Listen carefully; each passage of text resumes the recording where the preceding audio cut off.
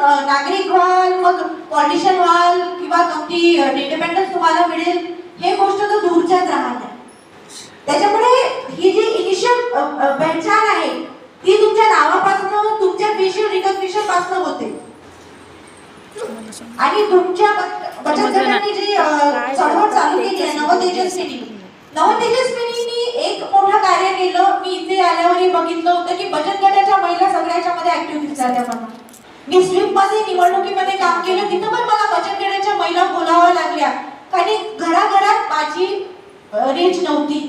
त्या बायका त्यांना ओळखत होत्या, त्या त्यांना बोलवत होत्या, त्यांच्या बोलावण्यावर त्या येत पण होत्या, माझी गोष्ट पण ऐकत होत्या. एक निवडणूक अधिकारी म्हणून मला पण काहीतरी मर्यादा होत्या. मी प्रत्येक घरापर्यंत, प्रत्येक बाईपर्यंत पोहोचू शकत नव्हती. त्याच्यामुळे त्या बचत गटाच्या बायका, अंगणवाडी सेविका यांनी मला खूप मोलाची मदत केली. आणि तुमच्या ह्या ज्या नवतेजस्विनीचा जो तुम्ही हे करत आहे की सत्कार करत आहे आणि त्यांना त्याची इकॉनॉमिक इंडिपेंडन्स देत आहे, हे खूप गरजेचं आहे. मी शिकली, मी पोस्ट ग्रॅज्युएशन केलं इंजिनिअरिंग मध्ये, पण स्टील जेव्हा मी कॉर्पोरेट मध्ये जॉब करायला गेली तेव्हा पण मला असं दिसलं की इथे सॅलरी मध्ये गॅप आहे. एक पुरुष एम्प्लॉई त्याला मिळालेली सॅलरी आणि महिला एम्प्लॉई तिला मिळालेली सॅलरी याच्यामध्ये गॅप होता.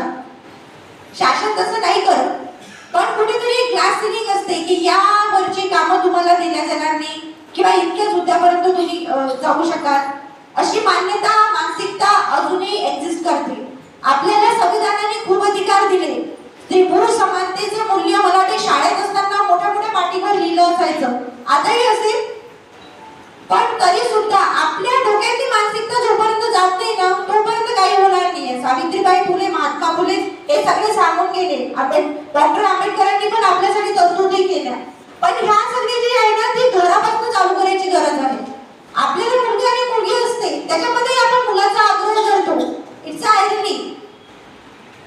कोणती मुलगी कोणत्या मुलगा किती सेवा करून राहिलं हे मला तुम्हाला वेगळं सांगायची गरज नाहीये. आपण जेव्हा म्हणजे छोट्या छोट्या गोष्टीपासून, दुधाच्या ग्लासपासून डिफरन्शिएट चालू होते की भावाला एवढा आणि बहिणीला एवढा.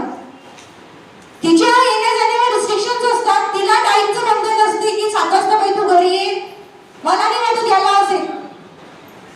तिच्या शिक्षणामध्ये पण तिला फॅमिली शिक्षण दिलं जातं. तिचं होम सायन्स घे, बीए करायचं तर कम्प्युटर सायन्स घे. आमच्या ह्याच्यामध्ये एक वेगळी होती छोकरीच्या ब्रांच म्हणून, म्हणजे ज्या ब्रांचेस डेलिबरेटली छोकरीसाठी बनलेल्या आहेत त्याच तुम्ही घ्यायच्या. तुम्ही सिव्हिल मेकॅनिकल नाही घ्यायचं.